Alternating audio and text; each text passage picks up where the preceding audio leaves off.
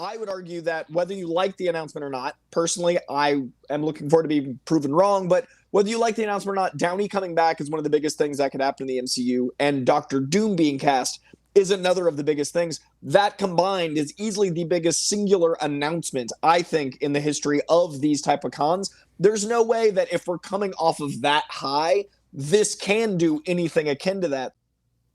What will we get at D23? Daredevil, Skeleton Crew. Yeah, we know it's not part of comic book news, but hey, this is what we're talking about here today. It's D23. The majority of it, I think, will be the big news anyway, will be Marvel Television, whether it's Daredevil, Agatha, other new things.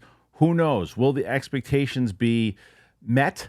We'll talk about that. And Coy is there on location. He is getting ready to go in there tonight. He's going to be giving us some videos throughout it. They'll air on this channel, but we'll be speaking to Coy, who is literally in Anaheim, ready for the panels, ready to do all the reporting and see what he's seen thus far. Winston will be back next week. But not only are we going to be talking about what we're going to see at D23, The Umbrella Academy, it just came out on Netflix. It's season 4. It's the final season. I had an opportunity to speak to Diego himself. That's right. David Castaneda talked with me for a good while, and we chatted about his journey through The Umbrella Academy and what to expect from his character this season. So check that out. We also are going to dive into the Batman animated series that is out, see what Coy thinks of that so far. And there's so many other things that we can talk about, and we'll get into it. So if you're brand new to the channel, make sure you subscribe to it, hit that button, leave your comments, that and more.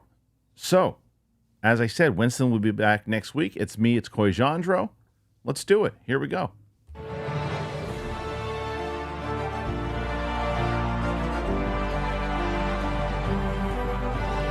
Welcome back, ladies and gentlemen, to Capes and Cows.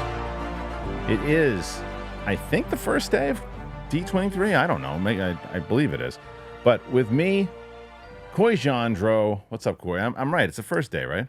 It's the first day. There was like a preview thing last night where they showed us an incredible sci-fi film. I've seen Alien Romulus, and expectations were high. Dude, it was so good. Okay, but it feels good to be like, I feel like I'm on site correspondent. I feel like a newsman in this moment. I'm in Anaheim. I love it. I love that you're gonna be basically. So if people didn't know, Coy's gonna be in the main presentation today, letting us know. He's gonna be what I basically do for the out of the theater reactions. Coy will be continuously doing that throughout and putting them up on the channel here. You know, one of the things that someone told me to try to do tonight, and I just don't know if I can, because I don't think the panel starts until like 7 o'clock your time. So I think it starts like 10 o'clock my time. It's late. It's late. It was one of the things that we were going to try to do, and I didn't tell you this because I didn't know if I was going to be able to do it or not, but we can actually do a thing where I can set up a live stream and just share the link with you, like a live thing through my phone, and I could just patch you in.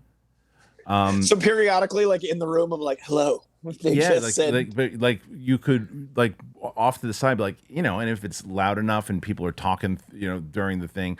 But I was like, it's gonna be too complicated. So Coy will do those videos, and you know, we were talking about it, and a lot of these times, whether it's Comic-Con, D23, whatever it might be, you get the Star Wars Celebration, you get the what's going to happen, what kind of big announcements are they going to do, are they going to do this, are they going to do that, and a lot of times I feel you get disappointed because it doesn't hit the expectations you think it's going to get.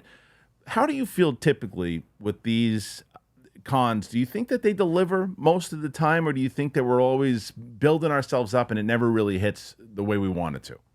I think it's a few factors. I think there's the sequel factor of any pop culture nowadays, where it's like, how is it bigger than last time? How is it bigger than last time? How does it grow? And I think that's a dangerous precedent. I think that each announcement should be what it needs to be. I also think the internet has caused a certain amount of like fan expectation. I've been talking about D23 all week on my page, and every third comment or so is, no, I think it's going to be bigger than that. I think, what if they do this? And I love that. I love the conversation. It's no disrespect to people saying it, but I do think the fan expectation, if it's too big, you're inherently going to be disappointed. Like, you have to be. And I think that it was 2 weeks ago that San Diego Comic-Con happened. And I would argue that whether you like the announcement or not, personally, I am looking forward to being proven wrong, but whether you like the announcement or not, Downey coming back is one of the biggest things that could happen in the MCU, and Doctor Doom being cast is another of the biggest things. That combined is easily the biggest singular announcement, I think, in the history of these type of cons.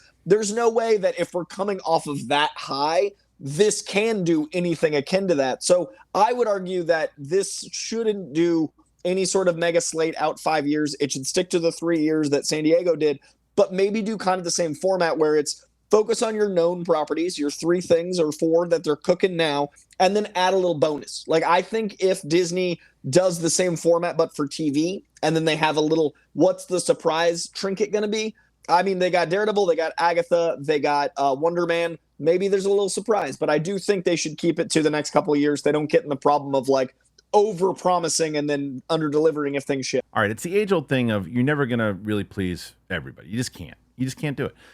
But you're right, where the Marvel panel at Comic-Con, as you say, it doesn't matter whether you liked it or not. You can't argue that it didn't dominate conversation. And from what everybody was talking about throughout, I mean, even watching certain people as they were reacting to it, like, yeah, it was fine. You know, the panel was fine. And then the big announcement happens with Russo's like, oh my God. And then Downey, like, oh my God. And everybody's talking about it, right? Again, regardless of what you think about it. I don't think they're going to be able to mimic that. And I don't think they should have to.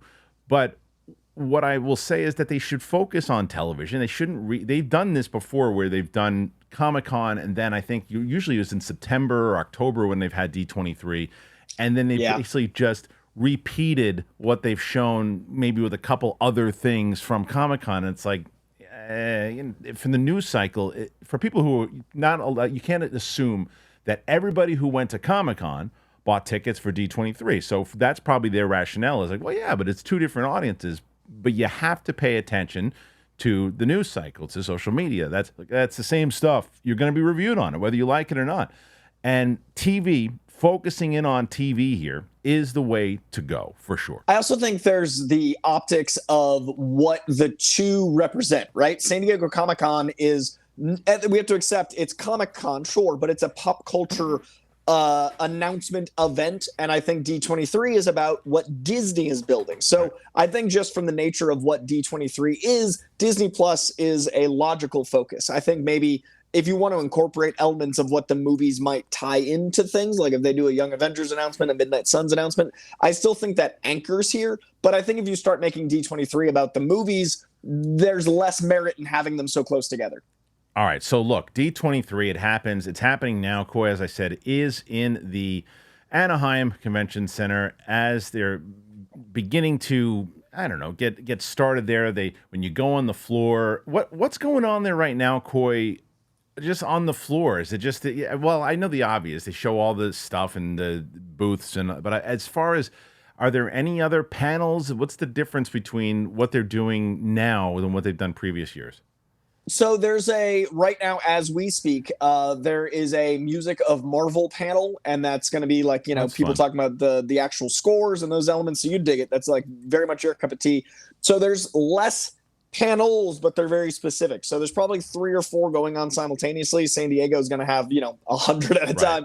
But there are, a Star Wars element happening like in 2 hours. There's Pixar. So it's all under that big umbrella because Disney owns like half of the IPs in the world. So they can make that, very centric. But then Saturday, I believe, is Parks. And then Sunday is another element of like Legacy and the Hall of Fame, or Disney's version of that. So each day is a different structure for what Disney is. Sure. Interesting that they're doing this so late, because I figured that they still want to catch granted, most of the media, not most of the media, but there's going to be a lot of media covering it tonight, so they'll get it out. It's just the fact that trying to get these stories out to the people who are reading these stories from the media at 10 o'clock on the East Coast, 11 o'clock on the East Coast is an interesting strategy. But on a Friday night, not even like, it's like tomorrow's not a news day. Right. So not only is it late, but it's leading into a weekend, which, I mean, I'm really curious. Was this experimental? Was just this the best time for their organization structure? Was it better for Disney themselves? And they assume that the news is going to be big enough that it'll break the mold of what, the normal news structure is. And if you think about the audience for Disney, it's so internet based. I feel like the TikTok, Instagram, YouTube audience doesn't really care what day of the week it is. But from a old head like news idea, it does seem weird to be like, but it's Friday. It's true. And it's a 2-hour panel, right? Yeah. It's literally from 7 to 9. And then I think it's going to be a thing where they're showing, I assume my expectation is they'll be showing things that aren't released to the public, but I think we'll get at least 1 or 2 trailers that will make its way online, kind of like, San Diego does a lot of times. But there's a Marvel animation panel tomorrow. Okay. So I'm wondering if they keep some things close to the vest even today, because the 2-hour thing is everything. It's Star Wars, Pixar, Marvel, it's Disney. Right, so they'll probably keep Marvel animation. Yeah, they might keep, like, whether it's X-Men 98 or Spider-Man and all that stuff, that'll probably hit tomorrow, I would assume. And then this will mostly be, as you said, the majority of stuff, whether it's the Disney movies, it's the Star Wars movies, or whatever Star Wars is doing, and Marvel. And Marvel will, because for a while, I remember, now it's a given, but it was always like, well, what's going to close out? Will it be Star Wars that close out or Marvel close out? It's a given that Marvel will close out. It'll probably, if I was to guess, I'm going to guess that Star Wars will probably start, because they probably have the least to show and least to talk about. And then you'll get the Disney animated stuff, maybe some Disney movies that are coming out. Now, what they did last time, and I don't know if you remember this, when they showed a lot of Avatar. A lot. They showed a lot of Avatar. I wonder if they're going to do that again, because Avatar is next year. Oh, wow, you're right. And I don't know if Fox has a presence within, but they did it last time, so maybe they'll do it again, maybe not, I don't know. But they have a ton of movies through the Fox banner that's coming out. They might even, I hope that they don't tease Romulus, because it comes out next week. So it's like, why are you going to waste I don't think they'd use that time, because they showed the movie to 1 theater worth of people last night. Right. And that's the first screening. I can't imagine they'd want to double dip on that, because the word of mouth's already so good. And like, man, I was shocked at how my expectations were high, and then they built an event around it. And then about halfway through the movie, I was like, I think this is better than I expected. And then it got, like, the third act just takes off. That's great. So I think word of mouth is going to be so high that it would actually maybe hurt them if they didn't show the whole movie again. Like, if they showed 100 people the whole movie, and then they show some people 2 minutes, it's like... Yeah, I don't think they'll do that, and I don't think they should do that. So let's start with this. So Star Wars will probably start the panel, if I was to guess. And I would tell you that what they're probably going to show, and this is what you were talking about, Coy, the trailers that could get online. One of the things that could get online is Skeleton Crew. I bet you Skeleton Crew drops the trailer at the panel, because it comes out in December. So there's been no trailers yet. I think there's been something that before they've showed it to celebrate. I don't know what they're just pictures. And these pictures have already come out recently. So usually when pictures come out, not far behind is a trailer. Do you think we're getting a trailer, Skeleton Crew? I think we're getting a trailer, Skeleton Crew, and I think that'll be the earliest thing because of the East Coast, West Coast. I think by like 7:30, that'll be online. I imagine that's going to kick things off. I also think that they need to get people to start talking about Star Wars again, just in general. And the way I found out about the Skeleton Crew, the first image I saw was at a thrift store. Like, someone had donated a thing that had like imagery of that on it. That's not great optics. So I think they need to get that confidence back in the brand of Star Wars. And I think they're also in a tricky spot, because I'm most excited for the Mandalorian and Grogu movie, and Pedro Pascal's filming Fantastic Four. I don't know how they're going to advertise that with how busy Pedro is. So it's like they won't. This is how I'm going to guess. Let's see how right. And you can call me out or tell me I'm right tonight when you do your Star Wars video. We'll do some of the predictions. This is what I think is going to happen. They're going to show that Skeleton Crew. They're going to give you an update on Andor season 2. Maybe they give the audience a little teaser of Andor 2. I don't think that hits online. I think that maybe that'll be an exclusive thing where you can see like a quick little teaser of what's happening with Andor season 2, with some of the stuff that they've shot. Maybe that should get people hyped up with the shows themselves. Then you're probably going to have Favreau and Filoni come out together, I would assume, and then they can start doing the goofy banter back and forth, and then they could say that Mandalorian and Grogu is coming out. We're excited. Maybe they give you I think they've already given a solid date, but if not, they confirm it, the solid date. And then what could happen or could not happen, which I would not be surprised if it doesn't happen at all. But they probably will. They'll probably give an update on Ahsoka season 2. That's already been greenlit. So they're not going to show you anything from it. They haven't even started shooting it. But what could happen is the announcement of whatever the movie is in December of 2026. Because we know that May of 2026 is The Mandalorian and Grogu. So May right now is they're either going to confirm that it's the Rey film, or they're going to confirm it's something else, or I wouldn't be surprised if you don't hear anything about it. And what I just mentioned is the beginning of the panel and then the end of the panel, and then they get into the other stuff. So you think I'm on the mark? You think I'm close? I think you're close. I've got one Hail Mary, and again, it's not likely, but the Hail Mary they may do, the Sean Levy Star Wars movie, might be their way they close out because of how hot Deadpool is. Like, right. That's the only thing that might be like topical. Yeah, it's on brand that Kathleen Kennedy would do that, where it's like, hey, you know, the 2029. You know who the hot director is right now? Well, we got him, but in about 3 years from now, we'll lose him.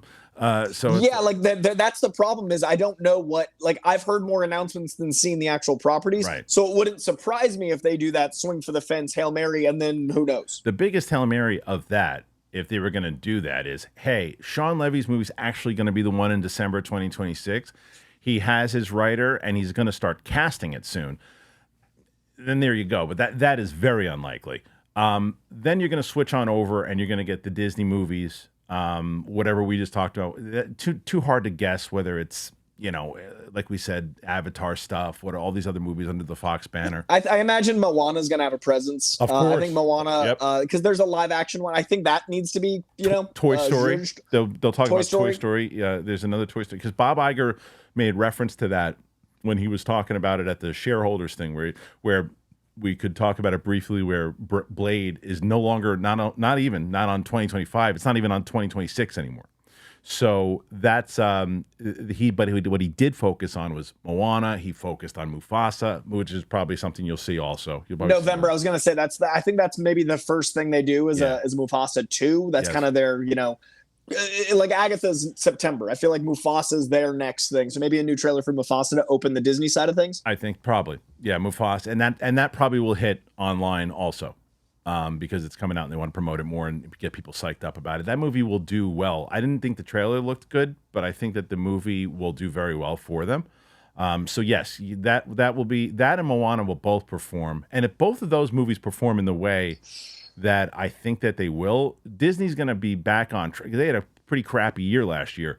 This year with both Inside Out 2, Deadpool going to cross $1 billion. They're already going to have two movies to cross $1 billion within 2 weeks of opening. So they're back. No one's going to dethrone them this year, because I think last year was Universal got it last year. Universal last year, right. With all the Blumhouse stuff costing very little and making that much, plus Oppenheimer, I think Universal, even if Disney makes more billion-dollar hits this year, I think their movies cost substantially more. So I think that Universal may profit again more this year, but I think Disney might get the number one, box office, but I just think cost of movie. I was talking profit though last year. Last year's profit, Universal was number one and Disney was number 2 still. Even though they lost all that money, they were still number 2. Because when both Deadpool and Inside Out have profited tremendously. I think those are the only two, though, right? Like that have really taken off this year for Disney. Yeah. What else have they had come out? I don't really remember so far. That's my concern. Is like I can't think of a lot of Disney this year. But I don't. But that's the thing. But then it's no loss. If those are the only 2 movies that they've had come out. They might have had something else. I'm just not thinking about what it is. But it's like they play with the. It's like look. I'm a Yankee fan, but we've been called the evil empire many times over, and that's exactly what Disney is. They have that. They've got that money to where you can never really count them out, and if they can hit these home runs, then they're back on track. Regardless of, like, you look at, this is why I mentioned with Star Wars, where it's a bummer to me, because if you can make. Someone said this recently, and I agree. Unfortunately, when it comes to right now, the TV is now holding them back because people are not as excited anymore about Star Wars television. I used to be very excited about it. I'm not. It's like there are way more misses than hits as far as quality goes. But the difference between television and movies are, you could put out a subpar movie with, I think Mandalorian and Grogu will be pretty good with Favreau. But if let's say it's subpar, and then you can put out, let's say it's the Rey movie is just terrible, right? And it could very well be awesome, but let's say it's terrible. And they both make $1 billion. Doesn't matter. That's a win. That's a win for them. Yeah. Not a win for us. Win for them because people keep seeing them. And I wonder, and that's the other thing, who's going to show up to talk to the crowd for Lucasfilm? It's been Kathleen Kennedy every time at D23 where she's brought out Favreau and Filoni. But with the introduction of Filoni as the head creative guy, I wonder if he's going to run the whole thing for Lucasfilm. We'll see. I could see the shift being the three of them. I could see the shift being them bringing her out, but I definitely think there'll be a presence of all three, but I could see a dynamic shift as far as who's leading the charge. Yeah. All right, before we move on to the Marvel stuff, which we'll kind of dive deep into, I wanted to tell you guys real quick about our friends over at Magic Spoon and AG1, who, you know, I love very much so and appreciate everything that they've done for the show and appreciate you guys checking them out, and you're going to love hearing about them. Here you go. I have been getting really nice comments from people lately and noticing that I've been losing weight and that I've been in shape and doing all these things. And one of the reasons why is because I've been eating better, been paying attention. And one of those things I've been doing is Magic Spoon. And every time I talk about Magic Spoon, I get people right afterwards saying, I just tried it. And then that same person will follow up and go, and I love it. People love Magic Spoon because I loved eating cereal as a kid. But as an adult, you can't do it because of all the sugar, and most of the cereals don't give me the protein that I need. And I found Magic Spoon, which is really great. And it tastes very similar to my childhood favorites, but it doesn't have all the sugar and it's got a ton of protein. And that's my snack at night. Every serving of Magic Spoon cereal, it's got 13 grams of protein, 0 grams of sugar, and 4 grams of net carbs, so you can feel good about what you're eating. So the most popular flavors are fruity and cocoa, and there's so many more. I mix the cocoa and the peanut butter personally, but they also have treats. Magic Spoon has brand new treats. They're crispy, they're crunchy, and they're an easy way to get 11 grams of protein on the go. For the first time ever, Magic Spoon treats are available in grocery stores with delicious flavors like marshmallow and chocolatey peanut butter. It's delicious. My friend Dan says, you know, it's really delicious, Kristian. I got to try this Magic Spoon. Get $5 off your next order at magicspoon.com/bigthing. Or look for Magic Spoon in your nearest grocery store. That's magicspoon.com/bigthing for $5 off. That's Magic Spoon. Hold on to the dream. And I got to tell you about AG1. You guys know AG1. I mean, if you've been listening to this show long enough, you know that I love AG1. And people keep asking me. They notice.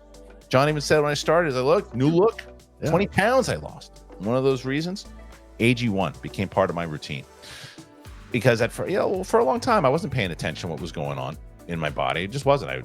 For me, I read labels. I verify that everything is up to the quality I need. And that is why I've stayed with AG1 for as long as I have. It is a research-backed foundational nutrition supplement, and it delivers daily nutrients, gut health support, and is backed by multiple research studies, so you can trust what you're putting into your body. Because I like coffee. I used to drink so much coffee to keep up, but I don't need it anymore, not as much, because after drinking AG1, I have realized that I have all this energy and I need less coffee to power my day. It turns out I'm not alone. Because in a research study, 91% of people noticed they needed less coffee after 60 days of drinking AG1. 97% of people in a research study felt more energy after 30 days of drinking AG1. That's crazy. 91% of participants noticed that they need less coffee after 60 days of drinking AG1. That's me. Energy is a majorly important reason why it comes to I need so much energy for parenting. I can tell you that right now. AG1 contains ingredients to sustain energy so you can be the best version of yourself within each day. And it really has worked for me, and it's helped me on the plane, everything. It's easy, it's satisfying to start your journey with AG1. If you go to AG1 and you can get a free 1-year supply of vitamin D3K2 and 5 free AG1 travel packs with your first purchase, you got to go to drinkag1.com/bigthing. drinkag1.com/bigthing. It's the one product I trust to support my whole body health. It's AG1. All right. Thank you to our friends both at AG1 and Magic Spoon, two companies that have just helped me tremendously in my getting myself back on track with health and losing weight and doing that. So I highly recommend that you go and check it out. And what I've been trying to tell people more and more is, obviously, you know that when you purchase something through our sponsors, it helps the show out, but just clicking that button and browsing around, that helps more than you could possibly imagine. So please go and check it out. All right, Coy, let's move on to the Marvel panel here. And this is where you're going to really, shine your expertise about what we're going to get. We both agree that the heavy push will be on Daredevil.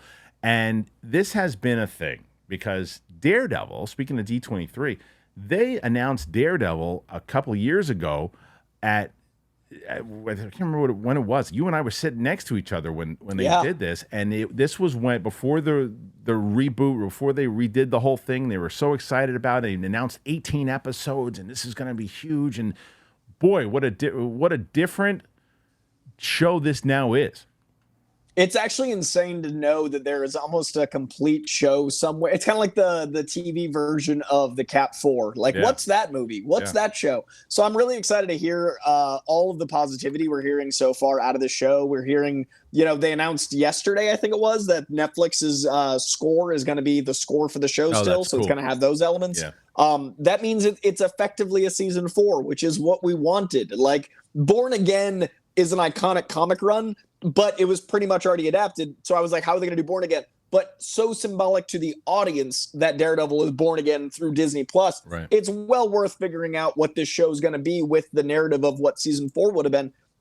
The fact that we got Bullseye, the fact that we got, Justin and Aaron, like Benson and Moorhead, the guys that did Loki, the guys that are I think, best at what manipulating grit into storytelling, but walking that line looks like. The darkness of Daredevil is such a part of his character, and I think these two guys are exactly the ones to bring that darkness into the TV world in much the same way that Sean Levy, Ryan Reynolds, and Hugh Jackman brought all of that R-rated sensibilities into the movie world. And the fact that it's all happening within 6 months of each other. Like, we're seeing in real time Disney grow up with these properties, but you're also seeing in real time the audience wants that, because biggest movie in a long time, Deadpool, biggest show, biggest hype, Daredevil. We want this adult content. Yeah. Do you think that this will be? Do you think they're going to close out with this? If they're focusing on television, focusing on television, do they open with Daredevil or do they close with Daredevil?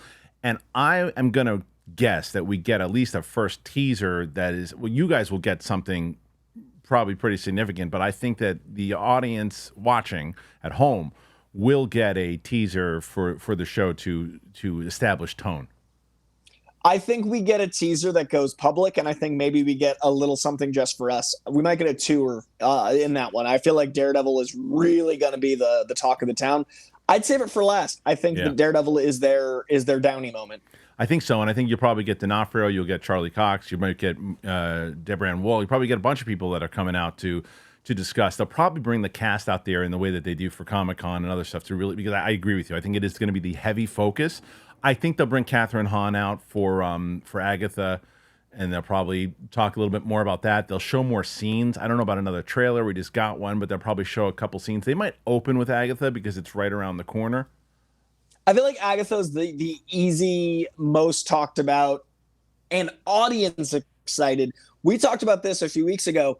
The Hocus Pocus, spooky season, all of that Disney vibe is probably the most D23 thing. Yes. So I would open with Agatha because you're appealing to the room. This room is, Disney diehards, and they're going to love the Agatha vibe. So I think Agatha to open, Daredevil to close. And then what happens in between now? So Wonder Man, which I couldn't give two craps about. I don't know what it is. I don't care yet. It's not to say that I am not going to see a teaser and go, well, I was wrong about that. I mean, I always bring up Andor.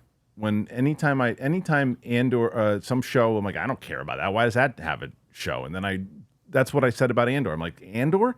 At all the people getting characters, shows, this character is getting a show?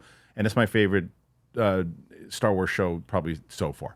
But I don't care about Wonder Man. Why should I care about Wonder Man? Do we think we're going to hear anything about Wonder Man? What do you think?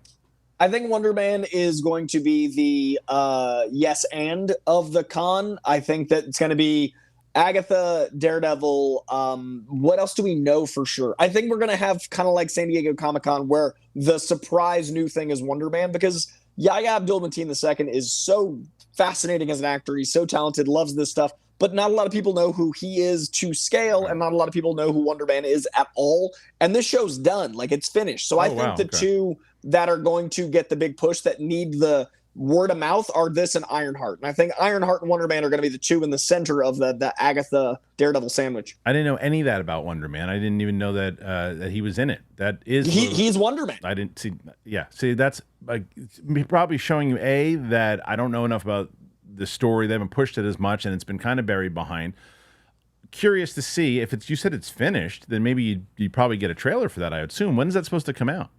They don't have a date yet. So I think that's going to be because that show was done, and then they had their traditional additional photography versus Ironheart, which was done. They had additional photography, and then they went into reshoots. So I think Wonderman might have actually finished before Ironheart, and I don't think either have been dated ever. I don't think either of those shows moved. I think they just were never dated.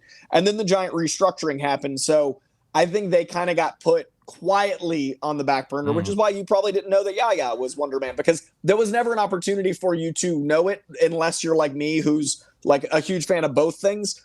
The average person, even in our space, doesn't know. Well, let's say Wonder Man to me, then, to me, it makes sense to take a risk on it, to say, all right, this is a new character we're going to introduce. We're confident in it. We did some reshoots on it. We do what we're going to do. So we made the show. Here it is. They've done tests on Ironheart, and I don't think it's gone over well so far. I mean, I think like half the audience thought great, but was anybody clamoring for an Ironheart TV show after that movie? Some people even really liked the role and thought, okay, I know that they already had the show planned out beforehand. But I'm just saying though, like, you can also say, hey, we had this whole big I look at it like wrestling. They're like, hey, I got this big angle for this wrestler. And once they go over, we're going to take them there. They're going to go to SummerSlam. They're going to go to WrestleMania. And then they debut, and it's just like the audience didn't really pop. The audience said it didn't really go over. Do we continue with that push? It's like, I don't feel like the push was there. But then maybe, because it was stuff that they showed us at D23 for Ironheart looked more interesting than what they showed of her in Black Panther. So maybe I answer my own question that they're going to try to redeem the character through the TV show. I think Ironheart sets up Armor Wars in a big way, and I do think that still exists. And when I was talking earlier about how Blade might lead to Midnight Suns, if that exists, and certain characters blending between TV and film might be how film gets into D23 in a way, I do think that Ironheart is the really important conversation about technology and magic that leads to Doom. And I think Armor Wars is going to be kind of a stepping stone in there. So with a Cap 4 and an Iron Man 4 having new legacy versions of those characters, I think you need to make sure that Ironheart leads to Armor Wars, which leads to Doom, because the magic and tech stuff is going to be huge. And we've got magic with Agatha.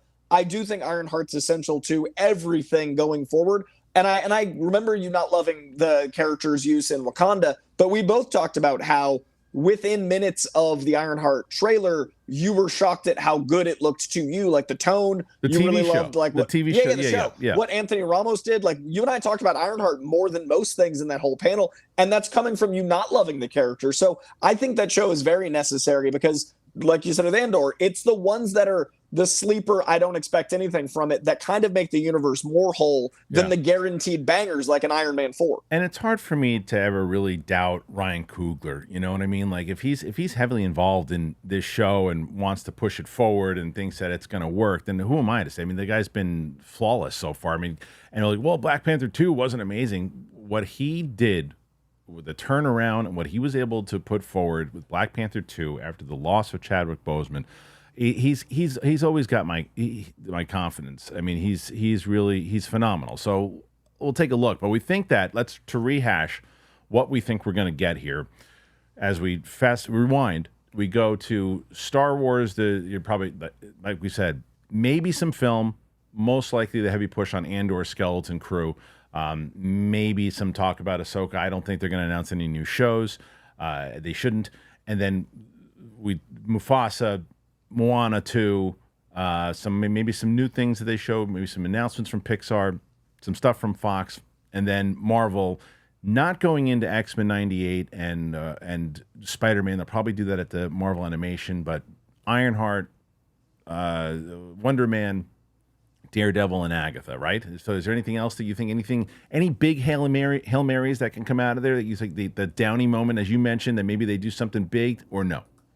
I think Daredevil is your Downey moment just because you need something known more than you need to announce a new show. I think maybe they course correct with some Midnight Suns and make some announcements. I ran into Mike Giacchino yesterday, and he is rumored to be directing it. He's also the composer for most things, so he could just be here because of the music stuff, but he is here. So I think there's a really good opportunity to not bite off more than you can chew. There's a lot of things they could that have been rumored. I just don't think it'd be smart for them to look more than 2 years ahead. So I honestly hope Daredevil is their Downey moment. Well, we shall see. What do you guys expect to hear from in D23, and what trailers do you think that we're going to get? You might have the answer to that already as you are watching this episode. Whether you're watching it, you could be watching this on Saturday. Maybe we already know what came out. Well, we didn't when we recorded this. So what do you think if you are watching this beforehand, if you're watching this right when it comes out? Let us know. All right, we're going to switch over, and we are going to, before we discuss some of the DC stuff and Batman stuff, something that I didn't even realize was a pretty interesting kind of the Rogue comics and the Umbrella Academy and how popular that show was when it came out. I had never really had an opportunity to see an episode, and then I had an opportunity to interview Diego from, of course, David Castaneda, who plays Diego, and I was like, you know what, I'm going to binge this entire series, and I did it, 1 through 3. I haven't watched 4 yet because it just came out, but at the time when I talked to David, it hadn't come out yet. So I'm going to show you guys this conversation I had with him, and I hope that you enjoy it. Leave your comments. Tell me what you think. It's a really good conversation. I really like this guy a lot, and I hope you enjoy it. We'll be back in a second. Take a look. All right. I get excited when I get an opportunity to finally watch something that I've been wanting to watch forever, and I'm forced to do it because it's like, hey, listen, you got to finally do this because I'm a dad. And to get to things, I have to figure out when I'm going to do it. And I had the opportunity to interview David Castaneda. And they said, look, have you seen The Umbrella Academy? I said, I haven't, but I've been wanting to watch it forever. I blasted through 3 seasons in a matter of a week. And I'm so glad that I did. Because this show is cool, man. This show is fun. This show is exciting. And I'm so glad that I'm catching him in season 4 because I'm like, no, you can't leave me hanging. I'm like, oh, don't worry about it, stupid. It's going to be on Netflix now. So now you can check it out. So my next guest, he plays Diego on The Umbrella Academy. I want to welcome to the show David Castaneda. David, how are you? I'm good. I mean, a lot better now knowing that you've binged 3 seasons in a week. It's very impressive. It would have been less impressive if I didn't love it because I don't think I would have been able to get through it. I wouldn't be able to do it. My mom was in town and she's like, "What are you watching?" I said, "I'm watching the show I have an interview coming up, but I just can't stop watching it." And it's fun, dude. It's a really fun show. So congratulations on 4 seasons. That's an accomplishment all in itself. Thanks, man. I appreciate that. You got it. So you know what's also funny too is you're an October baby like me. Oh, really? What's hilarious is that and from the show with the October 1st, 1989 date, you're 1989. I'm October 1st. Your birthday's October 1st? Yeah. What? I'm not 1989, but I'm definitely. But I thought it was hilarious. I was looking, I was like, oh wait, he's 1989. I'm October 1st, and together, I guess we have some kind of superpower. We'll figure it out. Together, we're Hargreaves. That's right. We got to be a Hargreaves. Yeah. It's funny. Yeah. It's what's really interesting was I really was cast of age. When we did the first season. I was like, oh, I'm 23 years older. 23 days older than Diego. Yeah. So tell me about that, man. So tell me about how that all came about. Like when it was, because you got, I would assume 2017, 2018, get cast around that area. Show debuts in 2019. Yeah. So in 2017, I think that was the first time I got to audition for Diego in person. And then I didn't hear back. I didn't hear back for, 6 months, 7. In all honesty, I was told very early, like, it's not going forward. Like, oh, wow. Yeah, very early. And I just said, okay, great. Moving on to the next thing. And then fast forward to like 6 months later, I was in Calgary shooting a film. And my agent calls me and says, hey, they've switched casting directors. And I was like, oh, for what? And he's like, for Umbrella Academy. And I still didn't really know. I hadn't read the comic book, so I wasn't too well versed in that. But they said they saw some tapes from the previous things, and they want to see your take again. You know, they want you to do another tape. Sure. And I did another tape, and then, you know, forgot about it, and then went and shot a movie in Bulgaria. And while in Bulgaria, I got another call saying, "Hey, so they sort of like your take, but they have notes." And I was like, "Wow, this is such a long process." For I was real. like, right? And they said they want you to be funnier, you know. And I'm like, I don't know how to be funny. Like he's sort of a dick, Right. in this, you know. And it was like, I don't know. And my manager had said, watch Curb Your Enthusiasm, watch Larry David, and I watched Larry David. I still didn't understand what he meant by telling me to watch Curb Your Enthusiasm, but it was a good show. And yeah, and then I did another take in the Bulgaria, and I was there like, you know, because of the time change and the time difference, I was doing my tapes at like 2, 3 in the morning after rap, because it was the only way I could get my manager to give me notes back and forth. Because him and I, every time I do an audition, him and I, and sometimes my agent, we're always sort of, I'm always getting their notes and like, hey, try this or try that. And sent in a tape. Didn't hear back. But I heard like, actually I did hear like, hey, you are, you know, you're in contention. And I was like, oh wow, okay, great. Finish the film. I go home, and as I'm home, my buddy tells me that one of his friends is testing for Umbrella, like actual screen testing. And I was like, really? What role? Diego. Oh no. And I was like, oh, wait, so I didn't get invited to the test screening. Right. And I've tested many times, and I was a little, I was like, oh, I guess it didn't, I fell on the wayside again. Yeah. And, you know, I kind of had mourned that thing. And the next day after I found out that they were testing that day, the next day I get a call from my agent saying, it's yours. Wow. You got it. What a roller coaster that is, man. I really, I do not envy the stuff that you guys go through when it comes to that, because it's like, here it is back and forth. You don't think it's not happening. Wait, now they want you to be funny. You do all this work. Now they're testing somebody else. Your head's got to be moving at a million miles an hour, man.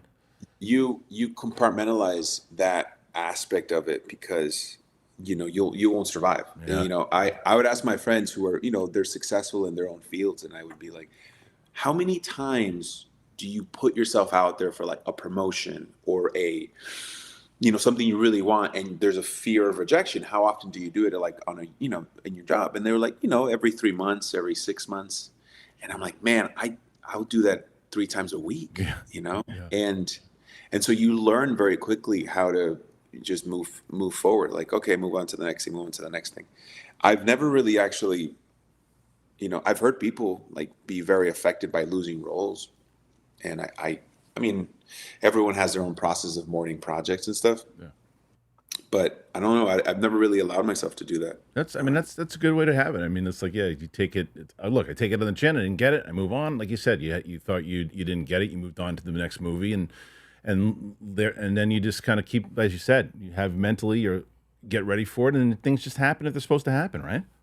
Good. I mean, how it happened, when it happened. I mean, it was like a perfect storm, because even once we shot the pilot, you know, there was a 3-week gap. Once we shot the pilot, there's a 3-week gap where they were, I guess, you know, they were like, okay, we're taking a 3-week break. You know, you guys can go home. I decided to stay in Toronto, because I was like, I'm setting myself up here. I want to make sure that I'm running by the time we start the second episode. But a part of me was like, oh, I'm probably going to get fired after we shut the pilot. And so why does that? Well, let me take you back there. Why does that thought cross your brain?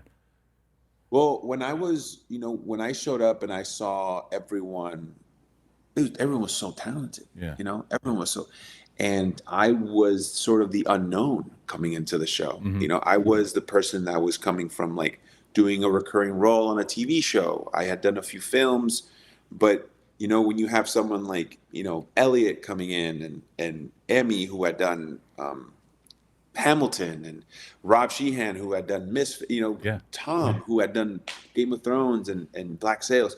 So I'm sort of coming in, and I'm like, oh, I feel like I have to prove myself. And I don't think I did a good enough job to prove myself.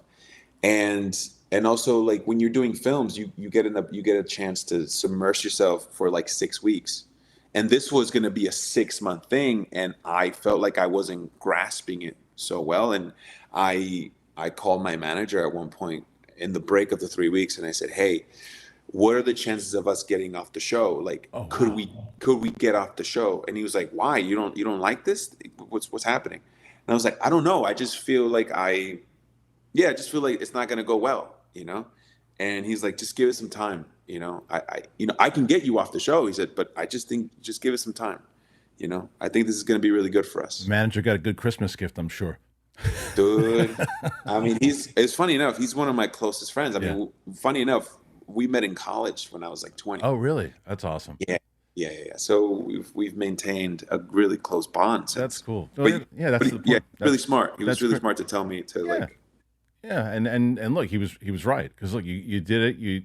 You shoot the pilot. You have the, yeah, you feel like it's almost like imposter syndrome. You feel like you have that, but then it clearly wasn't real, because the chemistry that you ultimately form with everybody just works so well. And then what I mean, just look at what both from what Diego goes through in the beginning, Yeah, and what he's got to go through, even, and his relationship with Luther, to me, is very interesting, because even like from when you look at the comparison with what they go through in like the beginning in season one to where they're kind of, they still, every once in a while they fight like brothers in season three. They're kind of they're duking it up at one point, but they're able to get along a lot better. But I'm sure, like yeah. with that relationship that you just have with Tom on set and all those things, that's got to just kind of build that feeling and make you feel way more comfortable just doing all those types of scenes.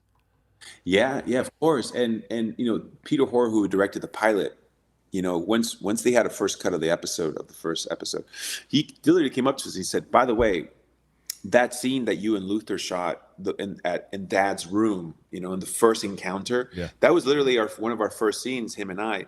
And he's like, "It works perfectly because of how awkward both of you are meeting each other in that moment. It really plays out like siblings." Yeah.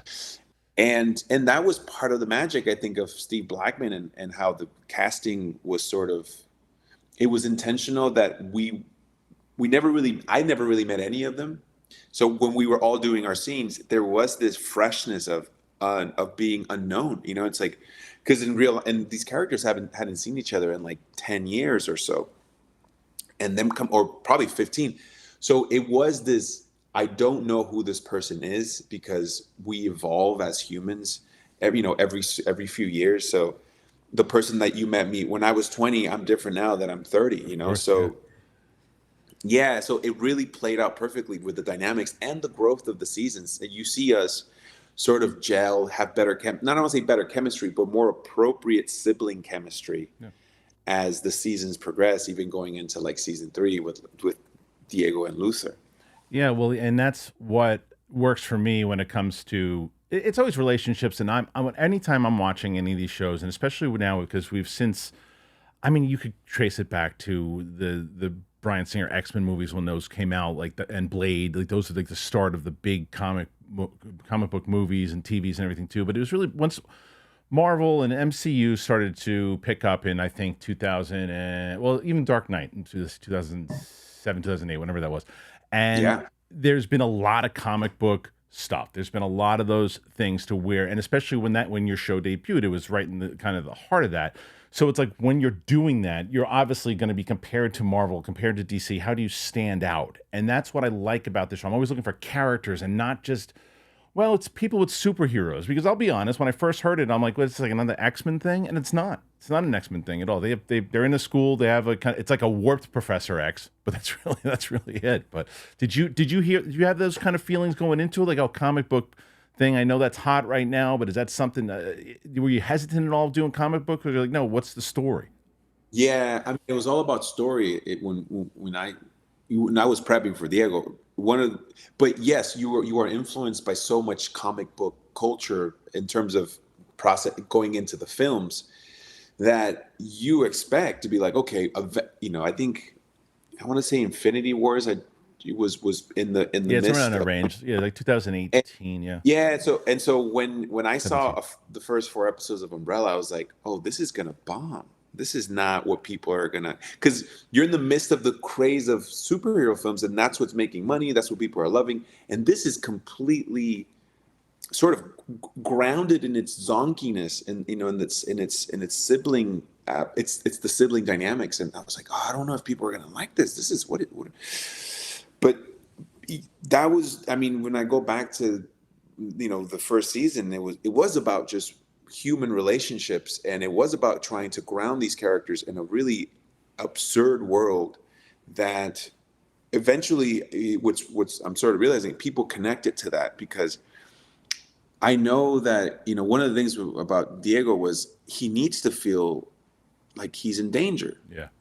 And couldn't doesn't have to be physical danger, but it could be vulnerability. It could be, is he gonna be able to fight these demons and get over himself to hopefully him and the siblings to save the world, and that's the obstacle, I feel. Yeah, and Eternal. and you can see that. I mean, so talk to me a little bit about approaching the role of Diego, because you kind of touched on it a little bit there with how they're all challenged. All the siblings are challenged, and all of them are going through. And that was also what I don't want to say worried about, but when I was going into it, because I also watched The Boys, and I think that what The Boys did is do that exactly what you're talking about. How do you do it differently, right? And I think The Boys did it differently.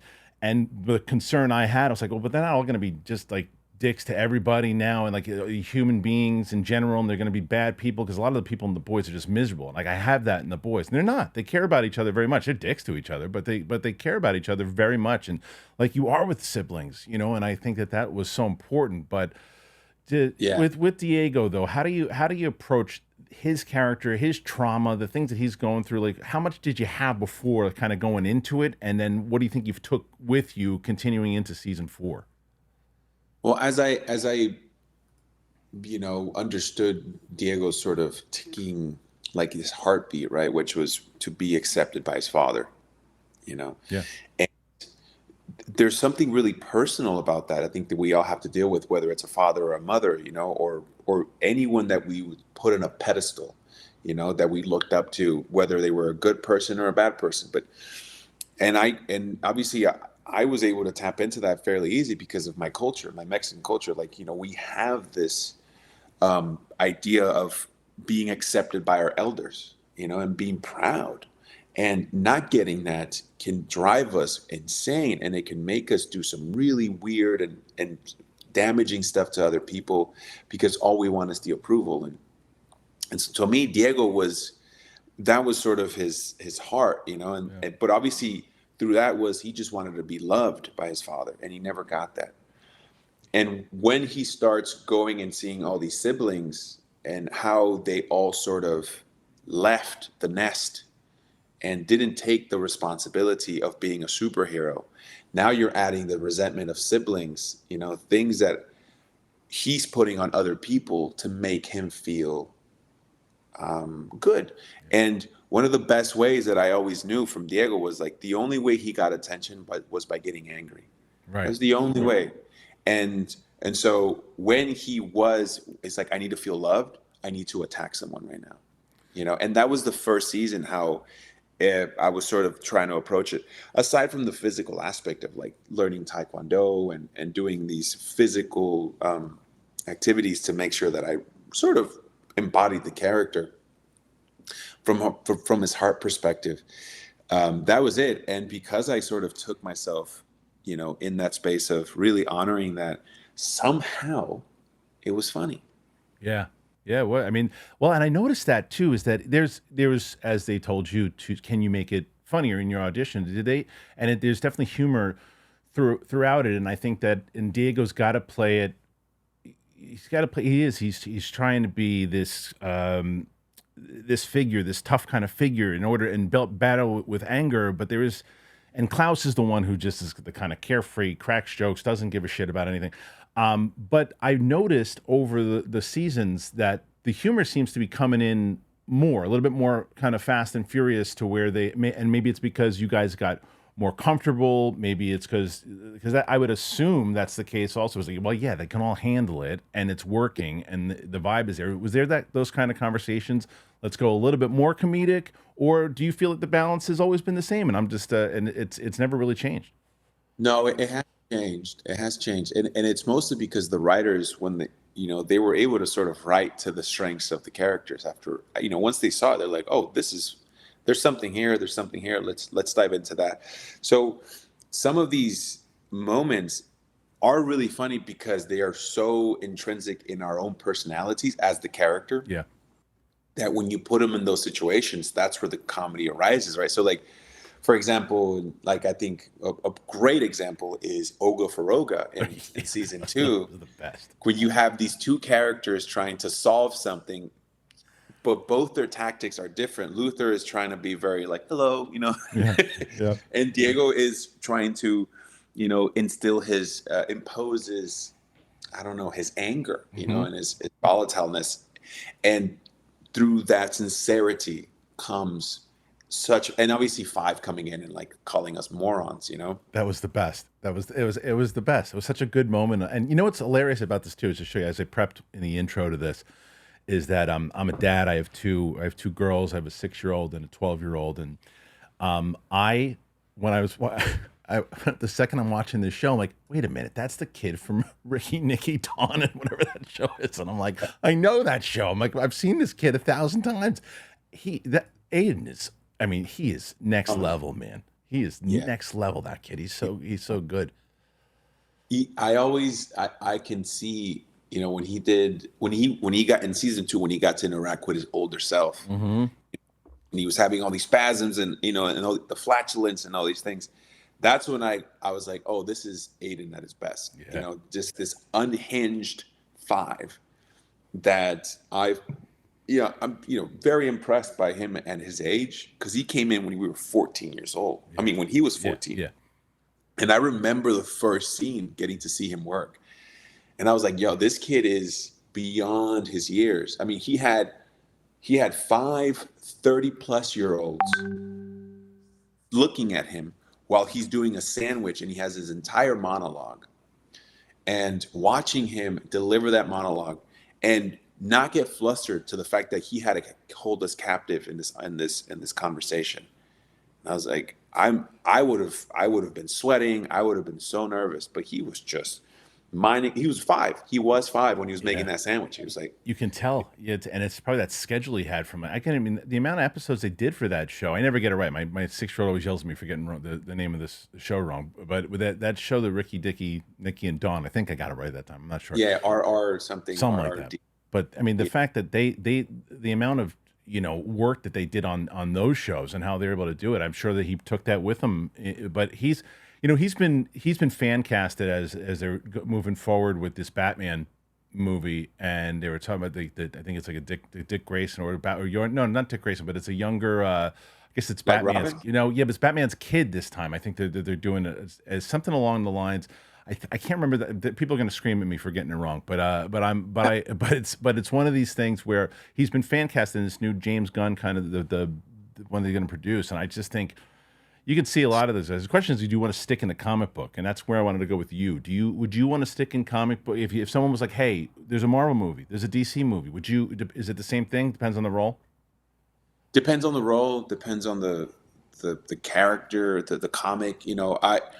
I'm open. I'm open to jumping into any of those sort of sets. Obviously, I've done a lot of stuff that's been heavily CGI. But thankfully, Umbrella, the CGI isn't as massive as something like Marvel or DC.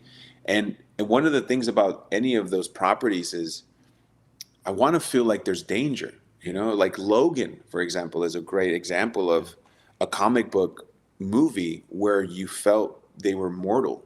And so when you start watching some of these great films, or like The Dark Knight, you look at it and they have these really wide perspectives of the world. The boys do it too, that, in terms of like how things are worked behind the scenes, but also are very interpersonal. Something like that, it would be great. But I'm completely open. I think when the first season of Umbrella came out, I was like, I don't want to do any more like if this is the last season of Umbrella, I don't want to do any more superhero films. But it's all about the character. Right. That makes sense. That's usually what I think that people who have been doing this, it's like, I never say never to it. It's just because then there could be something that comes, if maybe there's a role, if you look at it.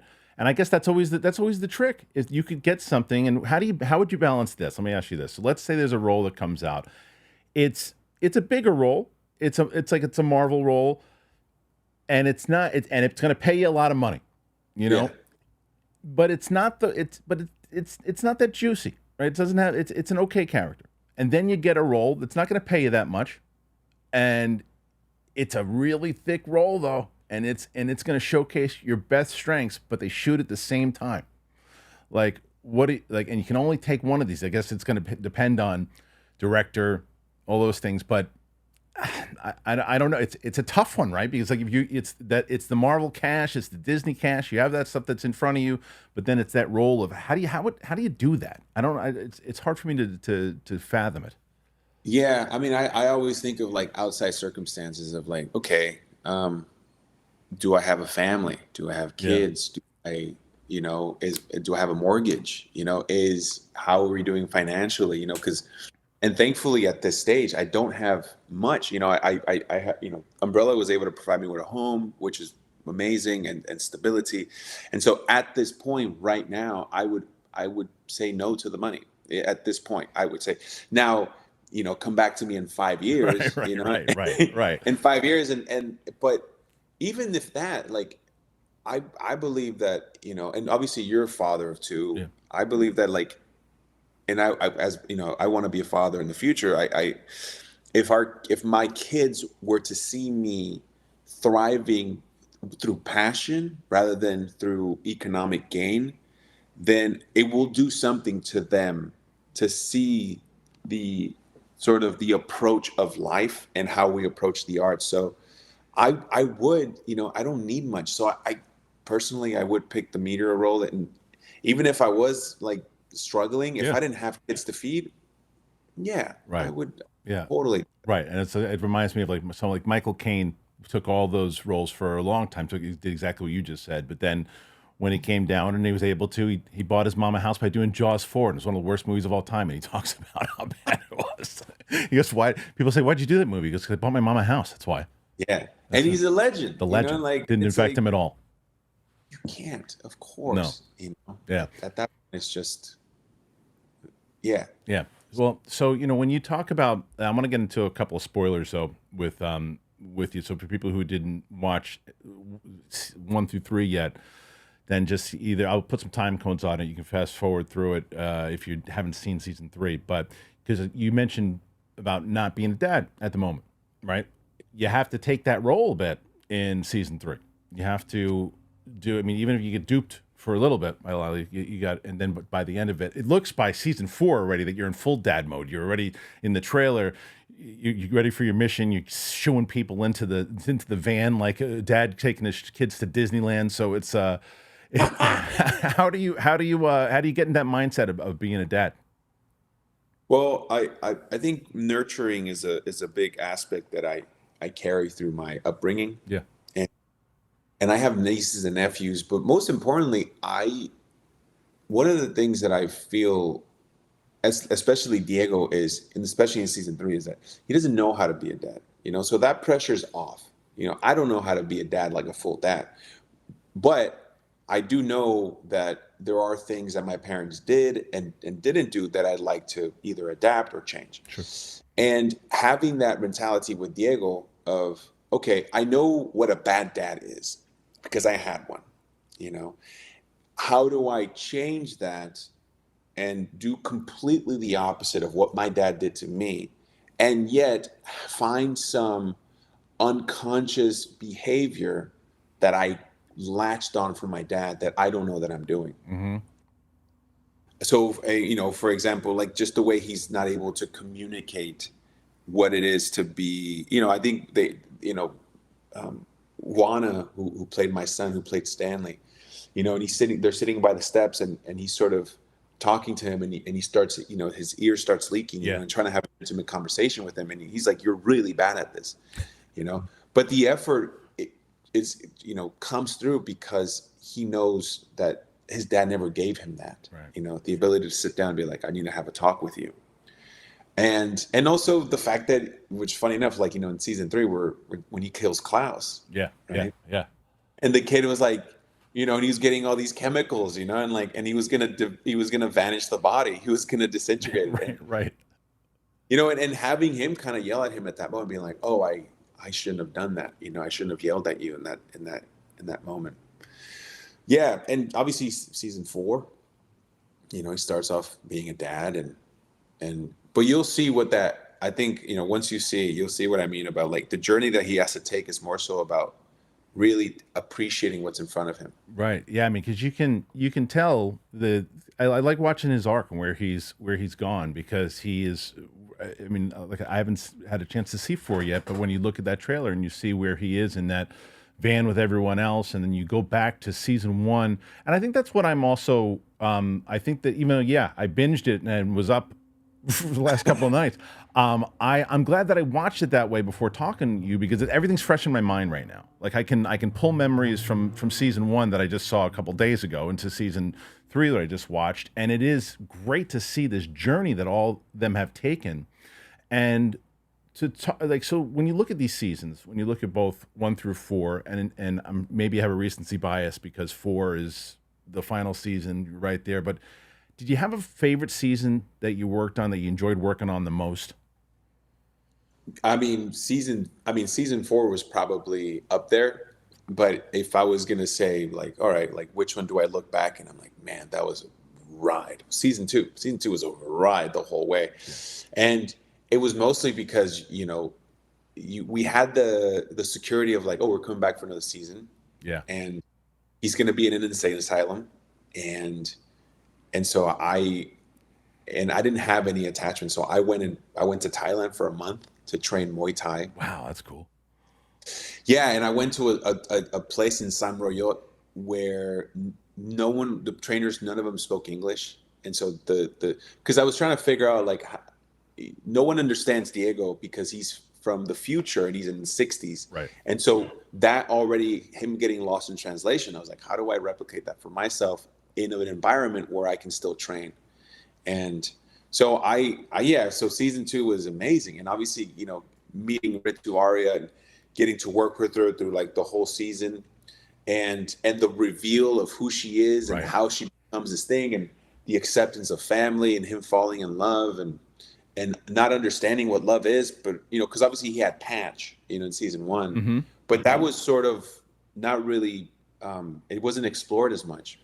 And JFK, I mean, what cool idea to like have an opportunity to save JFK.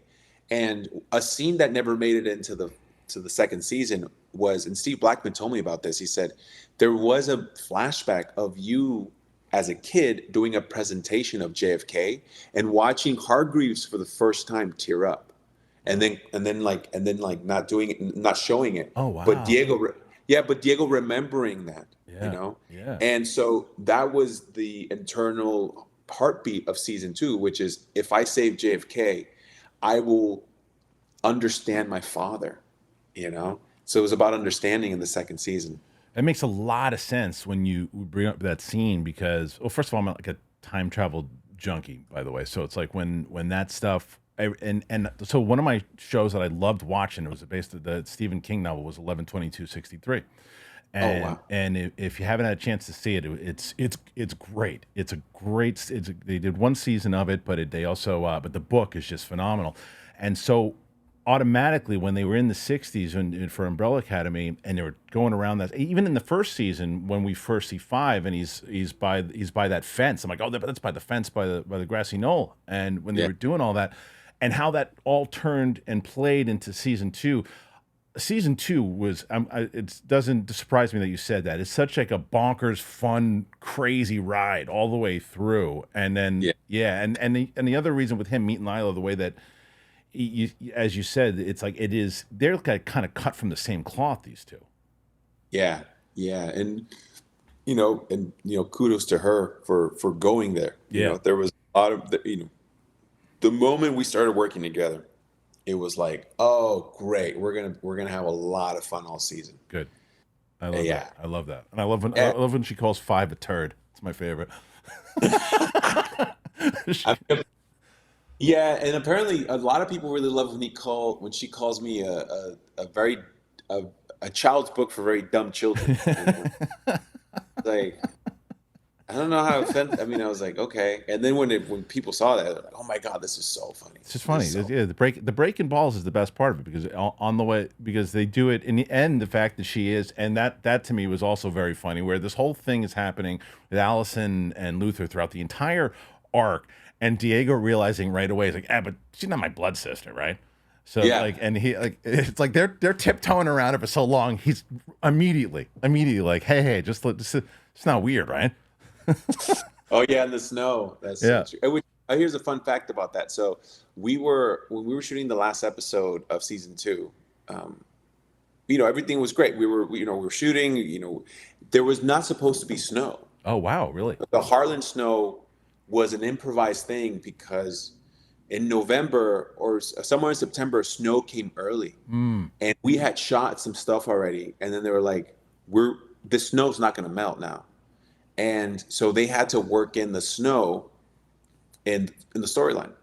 And it was really cool to see how like Everett Burrell, who's the VFX supervisor, how he was able to sort of make the snow so real at certain points, when we had shot moments where like there was no snow at all. Right. And it was kind of cool to like sort of give another layer to Harlan's powers, that his powers were able to change even the weather.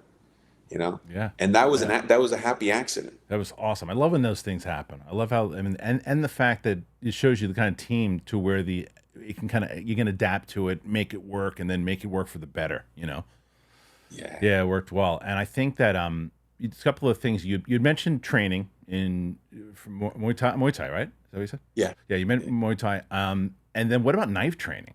Did you have to do a lot of that? I'm sure that there was tons of it. Yeah, in the beginning of the season 1, there was a lot of knife throwing, like just teaching me how to carry around a knife safely on set. And then, Props was able to give me a knife for me to take home. And so I would every night I would just twirl with it, and, just practice. And it'd fall and it'd fall and it'd fall. And then eventually, like for me, for season 2, like I was like, I really want to be able to be proficient in like moving the knife between all fingers on both hands all the time. And there was a lot of just, like in the evenings after work, just holding onto the knife and like reading or watching something, and then constantly be twirling the knives constantly. Because when you're doing a scene, you can't be thinking about those stuff, especially if Diego is like completely, if that's a superpower, he cannot be looking at the knife while having a conversation. It needs to feel like part of his arm. Almost like Gambit, Gambit with the cards. Yeah. It needs to, which by the way, I saw I really hope that Channing Tatum does a Gambit film, just specifically with that accent. That scene, dude, was absolutely hilarious in so many different ways, from whether if you're following his journey of what he went through to that movie almost getting made, not getting made, and the way that they played it, but then the bouncing back and forth, you can't understand a damn thing that he's saying. A lot of it, it's a riot. It's so good. And like I've seen some viral videos of him saying, "Ooh, you gonna remember what happened to me today?" Say like he's like I won't make a name for myself. And as Gambit, I think he did. That's ironic. Yeah, I don't know. I'm a huge fan of that. And also I mean obviously anyone that hasn't seen it, I'm sorry, but Wesley Snipes. Oh yeah. I couldn't stop. Like I was roaring in the theater by myself, just like when Wesley Snipes come out. And I think I just saw Ryan Reynolds call him Marvel Daddy. Yeah, that makes sense. Yeah, I mean the fact that the way that they played up their rivalry, what they had for so long, because you never thought, because the rumor was that they were going to have Sticky Fingers, who played Blade in the TV show, and that was the rumor for a long time. And then it was like, you're not gonna get Wesley Snipes. Wesley Snipes hates him, and they even play it in the actual movie, which is hilarious. Oh, it was so good. Yeah, it was so good. It was good. Are you so what movies? What are your, so obviously you saw Deadpool Wolverine. Do you get a chance to go to a lot of movies when or not really? No, yeah. I mean, I go almost every weekend. I try to keep up with like the movies that are out and old movies.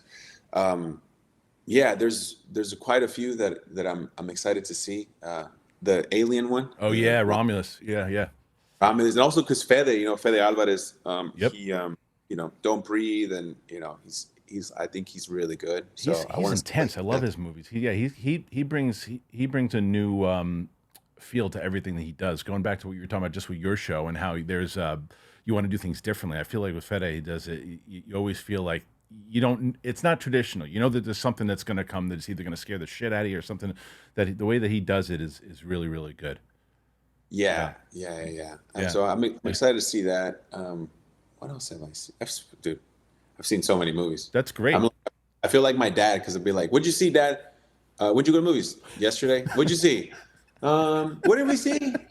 You know, it was like, it was the one with the actor. And he's like, which one? He's like, no, we didn't see that one. The other one. I'm like, oh my god, we're gonna be here for 20 minutes trying to figure out.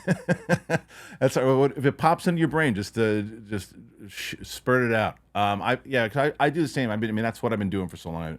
I try to see everything, and it's harder where for.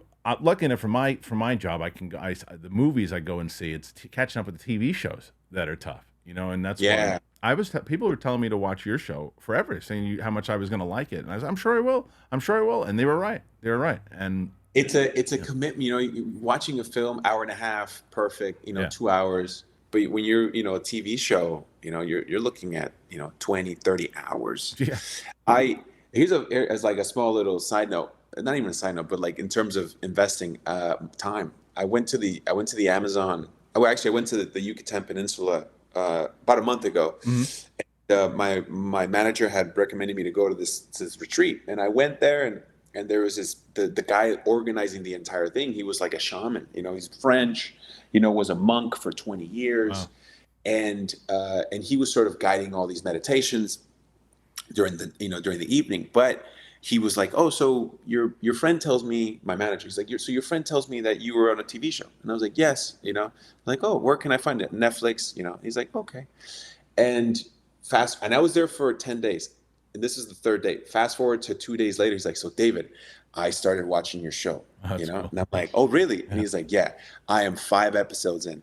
And I was like, what? And he's like, how do you find time? Because like our meditations will go for like 6 hours, right. A day. And I'm like, oh, after we're done, I go watch the TV show. And his wife was like, yeah, like he's obsessed with it. By the 10th day, he finished 3 seasons. Yeah. And it was the funniest thing that this holy man, it's amazing. After meditation, would go and watch Umbrella. And I was like, how did you find the time? And he's like, I don't know, David. But he did it. Good show. Yeah, and I think that, and that's, I told you, if I could, if I wasn't digging it, I would be like, I got enough to where I know the character, I can ask him some stuff, but I was like, I want to finish the whole damn thing. I'm just into it, and I think that in the same way that you're like, okay, you're locked in, you want to know what's going to happen with these characters, and it took a swing in the beginning of episode 3. I didn't know where you were going with the dance scene. Oh my God! Tell me on that. How do you when they present that to you? Do you because as you mentioned earlier, and I don't know, maybe you're comfortable with dancing and stuff, but in the beginning when we were talking, you were like, well, there's certain times I feel like I don't know if that's really me. Did you accept that one right away, or how was that presented?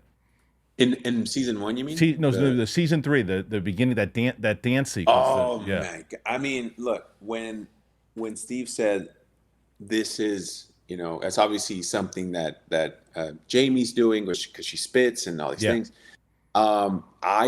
It was good because it was a reveal of character, and I was like, okay, well, who does Diego secretly want to be? And I was like, oh, he wants to be Kevin Bacon. Why does he want to be Kevin Bacon in Footloose? And knowing that how embarrassing that is. It's like your biggest skeleton is in there. Right. It's like an Inception, right? Where like, Cillian Murphy sees the dad in the dream, and then he opens the safe, and it's this little twirly thing, right? Yeah. And so I was game, and especially when Steve says, "Hey, I want to do this with Diego," I was like, "Okay." Like in season 1, he was like, "I want to give Diego a stammer. What do you think?" And I was like, "Yeah, sure. Let's go for it." So I always find myself relishing those moments of, "Oh, I didn't know that. Why?" And then now that gives the character either, to me at least, more depth. It does, and I'll tell you, because that was the one in the beginning when I first saw it, before I knew what the power was, and I was like, oh, what are they doing here with the dancing? And then I was like, it's fun. I'm like, it's fun, but what are we doing here? And then I'm like, oh, like you just told me basically. It's like, oh no, this is what's going on in this dude's head right now, and that's what she's able to do. And even like when they fast forward just a little bit in that scene where Five is basically kissing the mannequin on the side of it, and it looks creepy from the side, but it's endearing to him, and it all made sense. Yeah, I kind of wish that they would explore her powers a little bit more with like all the other characters, you Yeah, know, so yeah. their internal sort of, I don't want to say maybe their struggle, but maybe do you think that they're embarrassed to show?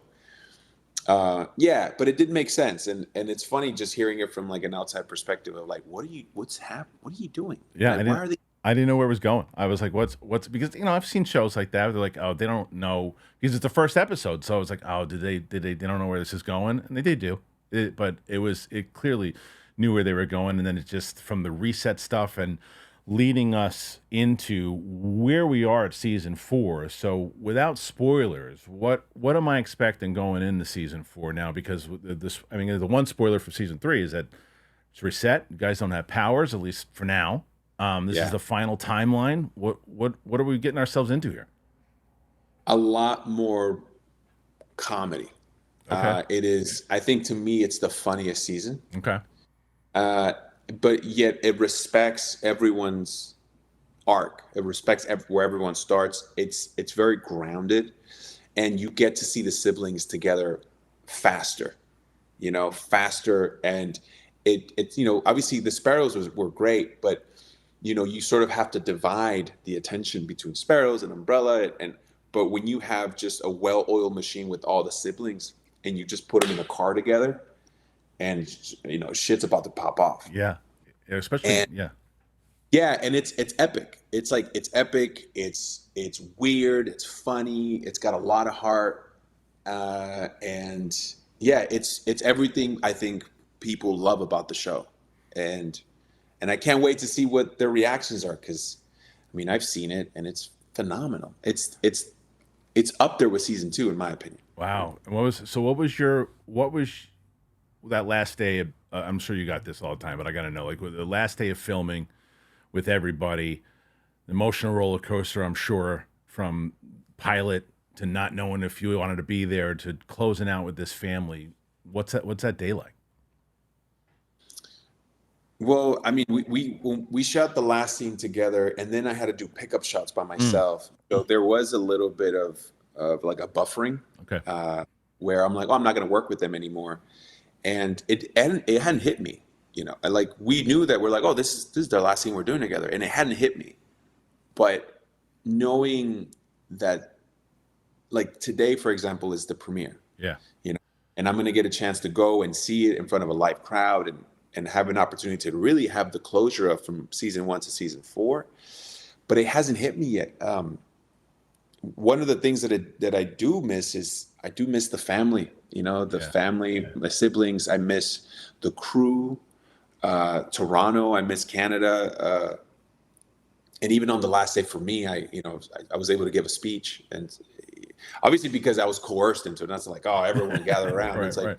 I was trying to sneak away, but then I got pulled back. Like, no, we want to do a formal clap for you. And I was like, okay.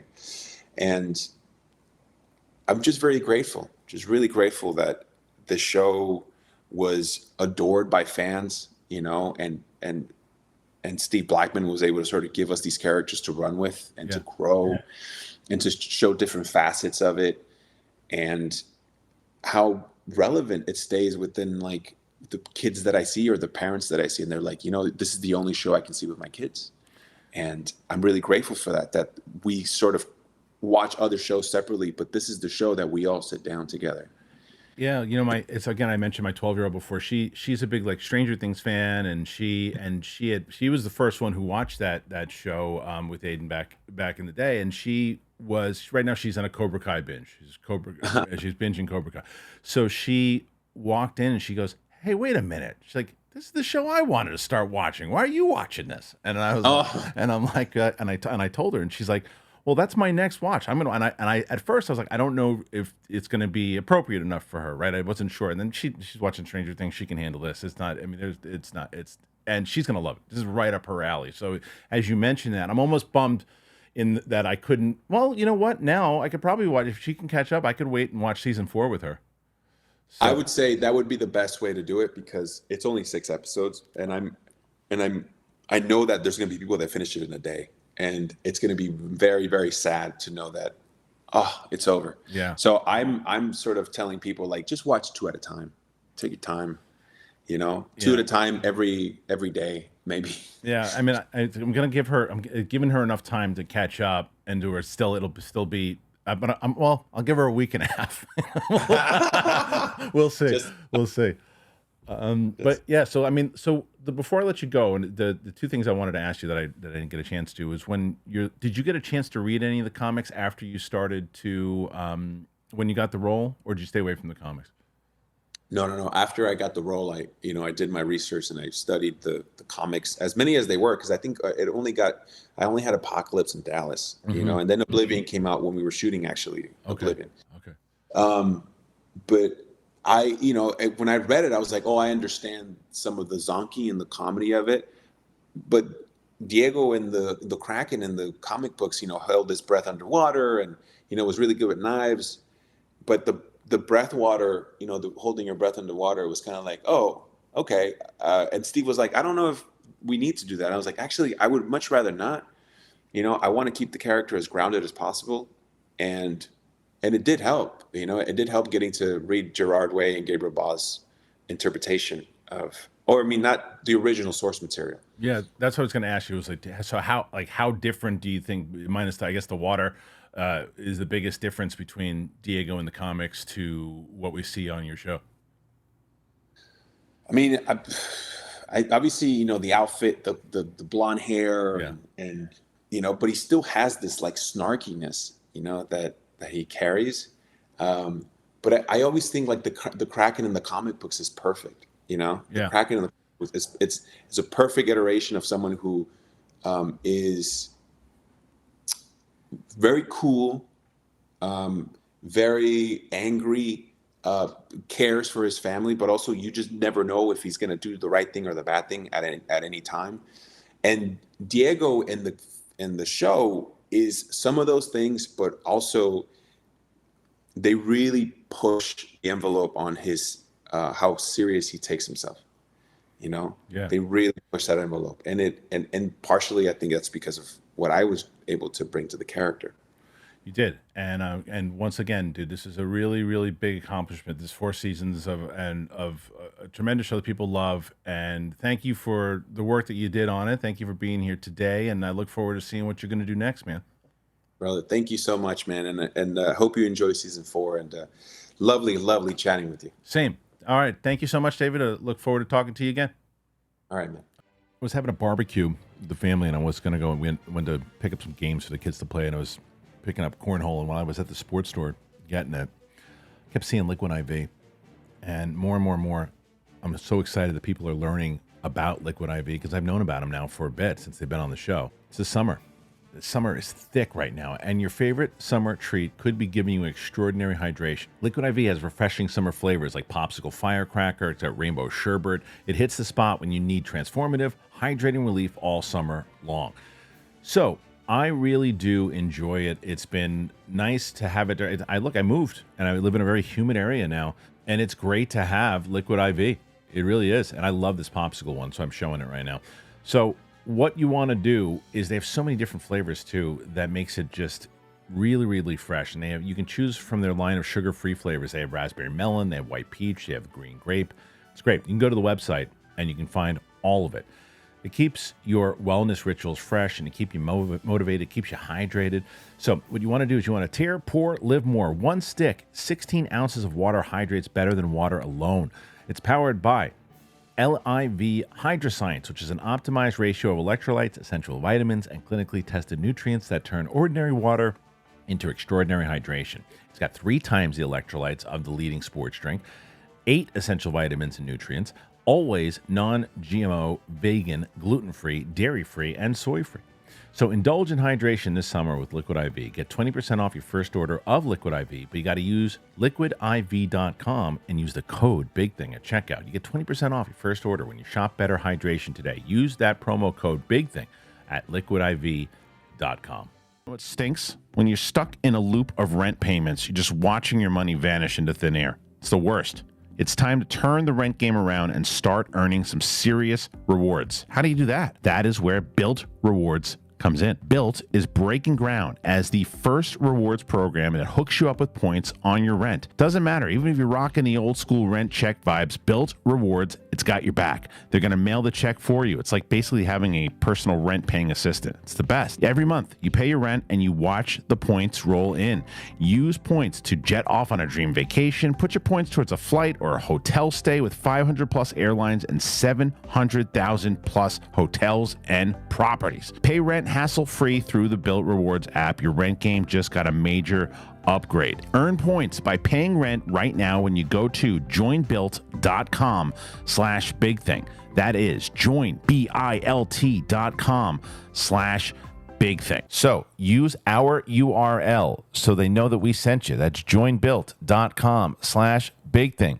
Start earning points with your rent payments today. All right, I tell you, Dave is a great guy. Really excited that I got an opportunity to talk to him. And by the way, also thank you to our wonderful sponsors. Make sure you go into the link into the description. Just click on those links, man. Click on them. I mean, obviously, I'd like you to get something and get something that you think you're going to like. But if not, just clicking on those links. That helps.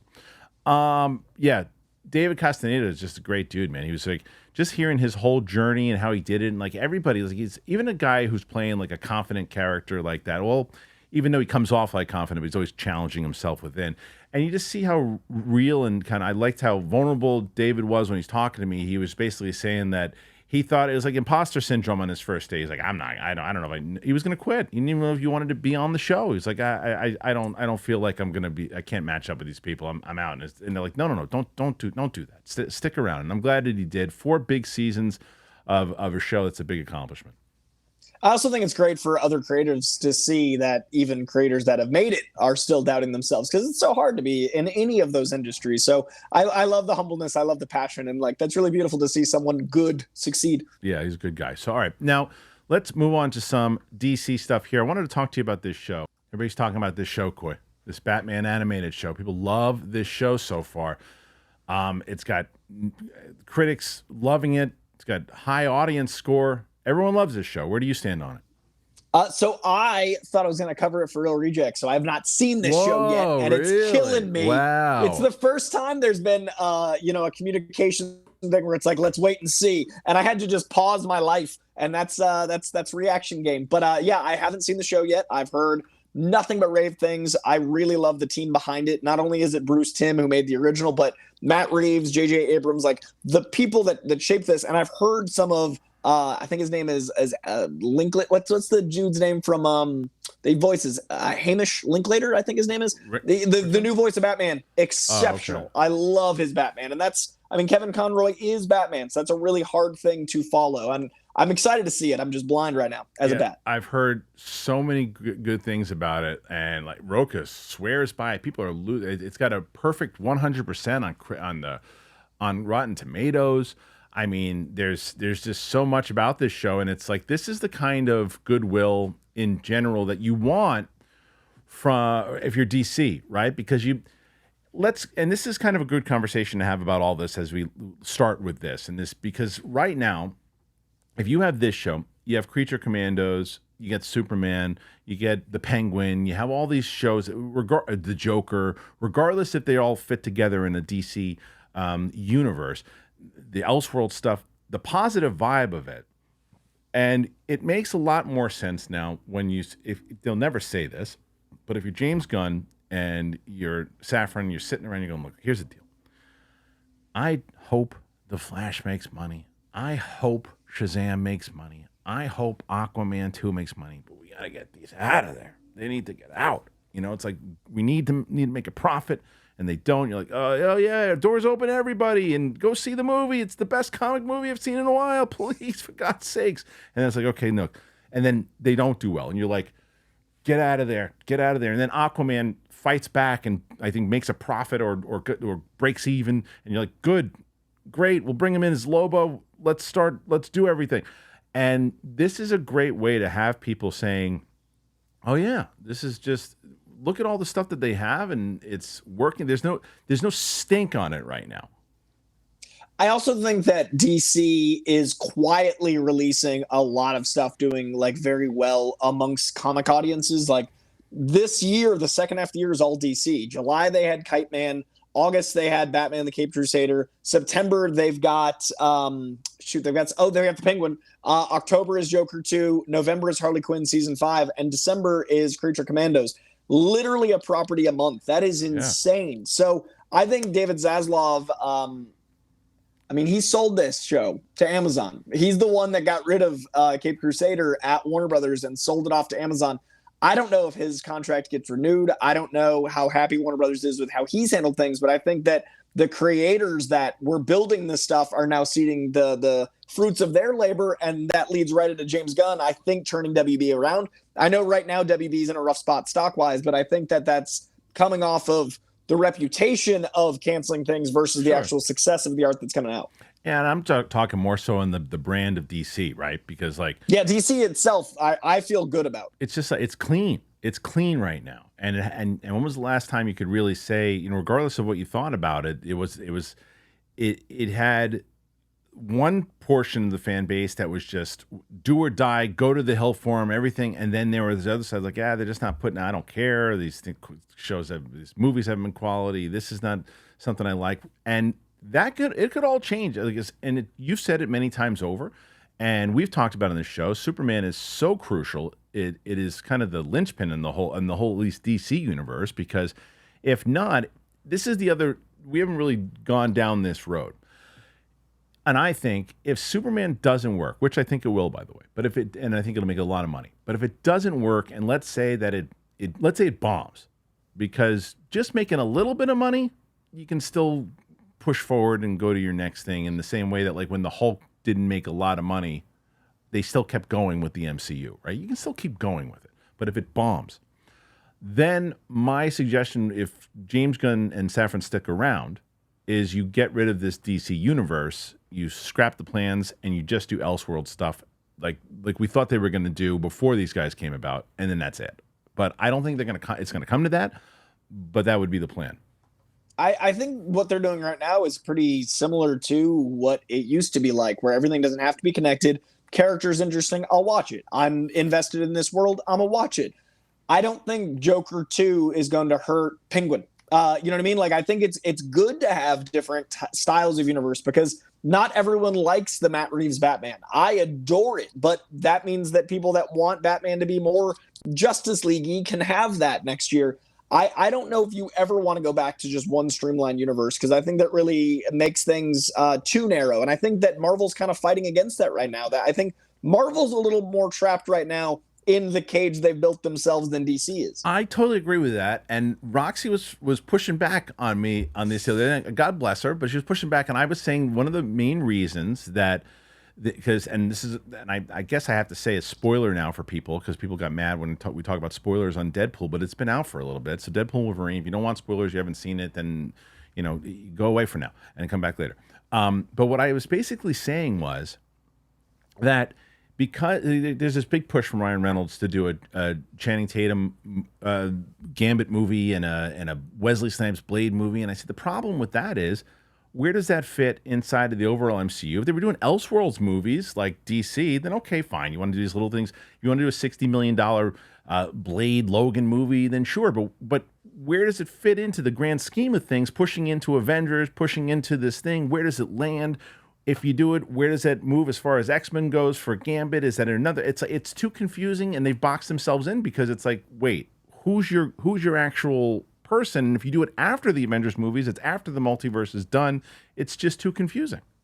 I think you go, you open Blade with Earth, blah, blah, blah, blah, blah, and you let that be its own thing. I think, light spoilers for Deadpool, the way they navigated, just like, hey, don't worry about the rules. Let's just play in this world. Let's have this not connect everything. is so much better. And then you have one sacred timeline where you navigate everything that wants to be connected. One of my biggest problems with people's reviews and criticism of Deadpool and Wolverine was the amount of people that were like, yeah, but it didn't really further the greater MCU.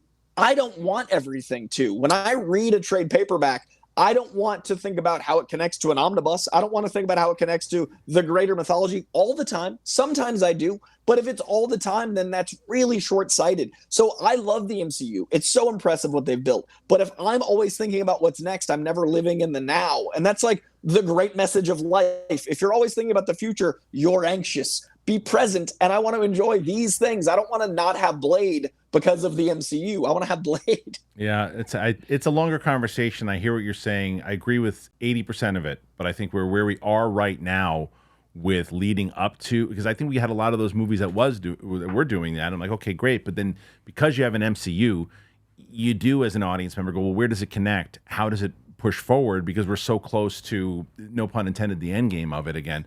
But that's a whole other thing. Coy, you're going to be you're in Anaheim right now. You're going to be at the panel tonight. You're going to be sending videos. Besides them checking out your videos here tonight in the channel, where can they find you?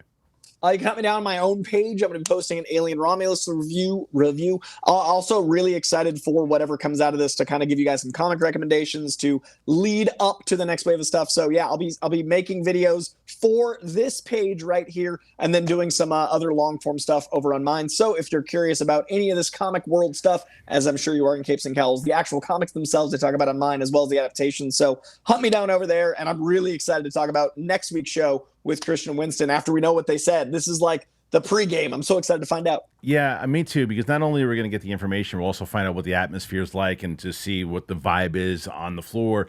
So again, make sure you follow Coy. Follow him also on Twitter, because he'll probably be giving his social updates as they're coming through there.